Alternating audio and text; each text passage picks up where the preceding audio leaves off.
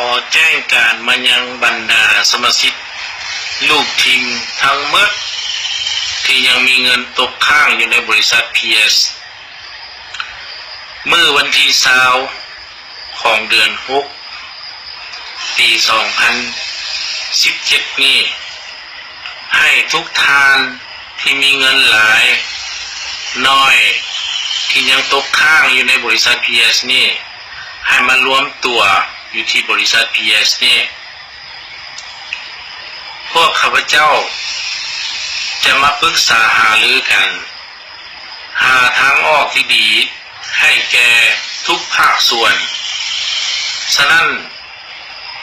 พวกข้าพเจ้า2 คนทางประธานสุนทรีเทศ4 เมืองและตัวข้าพเจ้าเองขอเชิญให้บรรดาแม่ทีมทั้งหลายหรือว่าบรรดาสมาชิกที่มีเงินตกค้างอยู่ในบริษัท PS ให้เข้ามาเพื่อที่จะปรึกษาหารือแก้ไขปัญหาของบริษัท PS ไปในทางที่ถูกต้องที่สุดให้ทุกท่านเข้ามาเป็นหูเป็นตาในการเจรจาแก้ไขปัญหาสุดนี้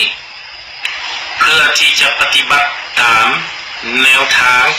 และทิศชี้นำของธนาคารแห่งสปป.ลาว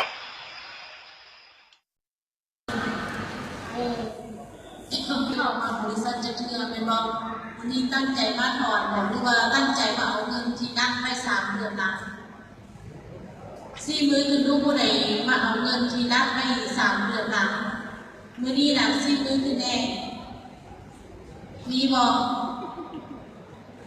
หรือว่ามาลงทะเบียนถอนคือว่าเห็นเต็มกึบอยู่ข้างหน้า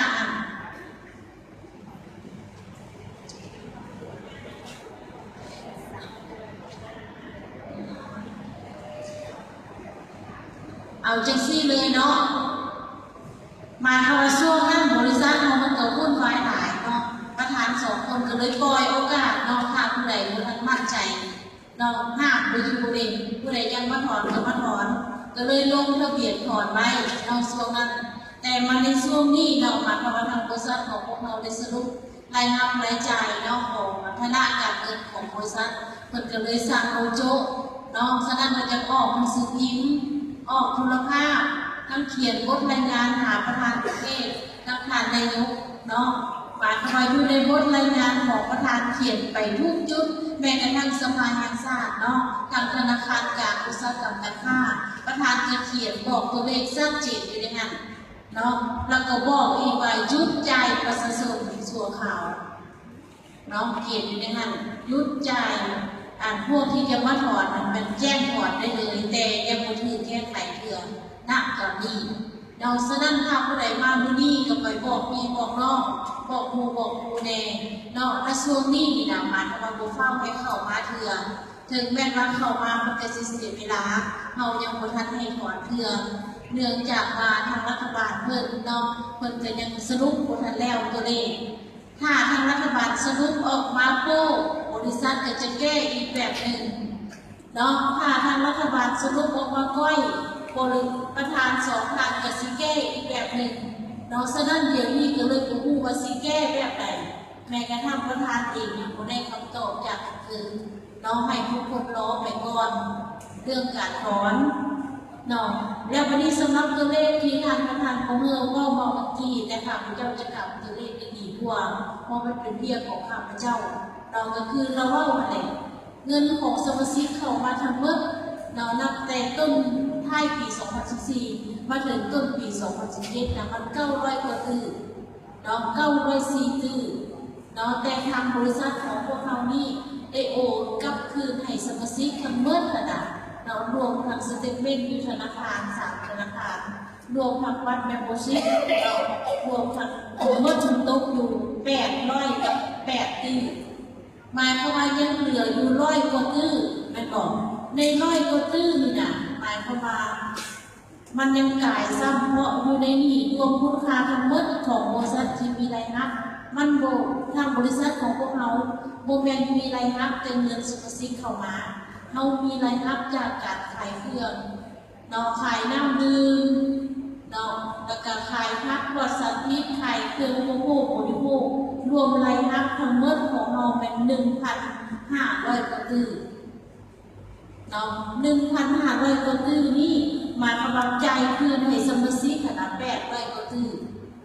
เนาะและจ่ายบริหารอื่นๆอีกฉะนั้นเรายังเหลือเงินที่ว่าเงินหมุนเวียนในบริษัทของเราที่ซื้อวัตถุดิบยูทูบเบอร์นี่นะ50 กว่าตื้อ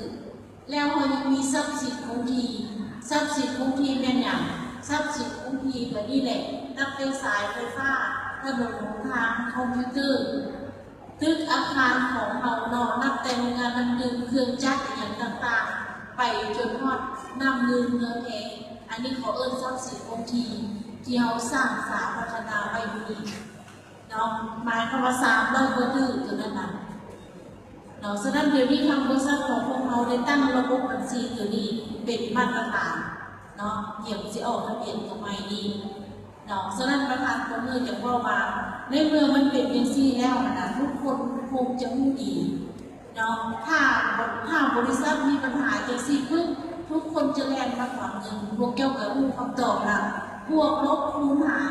เราจำนวนที่ทางบริษัทของเพจสปซิฟลบทรัพย์สินคงที่ออกแม่บริษัทก็เหลือเงินแล้วเนาะยังเหลือเงินไปซื้อวัตถุดิบถ้าเราจะยกเงินซื้อวัตถุดิบนี่ไปจ่ายสมาชิกหมายความบริษัทเราจะขาดทุนโอมีเงินหมุนเวียนเนาะฉะนั้นประธาน2 คนจะบอกรับเงินตัวนี้ออกไปเพื่อจะต่อยอดเนาะถ้าว่าประธานน่ะเอาเงินตัวนี้ออกไปเพื่อผ่านมาหรือประธานยังตัดสินใจเอาเงินออกไปให้สมาชิกถอนทั้งหมด100 กว่าตื้อก็ได้เนาะก่อนที่ผ่านมา100 กว่าตื้อตัวนั้นเหมือนจ่ายไปแล้วเนาะ100 กว่าตื้อกันถ้าเราทุกมื้อนี่นะถ้าว่าทุกคนจะแลนมาถอนแล้วจะให้ประธานเอาเงินจ่ายเงินให้สมาชิกแม่นบริษัทเนี่ยทุกคนน่ะจะล้มละลายเงินโบมีไผสามารถฟื้นตัวได้แล้วโบมีไผสามารถจะได้เงินตัวเองคืนเนาะฉะนั้นในเมื่อบริษัทบ่มีเงินจังซี่เฮ็ดจังได๋มันสิได้เงินเอาคืนเนาะวิธีทางออกก็ง่ายแท้ง่ายกว่าวิธีทางออกของบริษัท PS แม้กระทั่งรัฐบาลเองเนาะเพิ่นก็มีจินตนาการกว้างไกลเพิ่นน่ะเบิ่งขอแก้ไขปัญหาของบริษัท PS เพิ่นก็เบิ่งง่ายคือกัน